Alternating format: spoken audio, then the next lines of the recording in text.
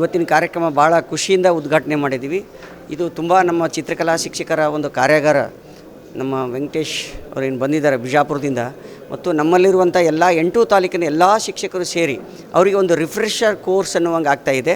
ಜೊತೆಗೆ ಇದರ ಮುಖೇನ ನನ್ನ ಮಕ್ಕಳಲ್ಲಿ ಒಂದೇನು ಪ್ರತಿಭೆ ಇದೆ, ಆ ಪ್ರತಿಭೆಯನ್ನು ಅನಾವರಣಗೊಳಿಸಲಿಕ್ಕಿರುವಂಥ ಒಂದು ಉತ್ತಮವಾದಂಥ ಒಂದು ವೇದಿಕೆ ಇದೆ.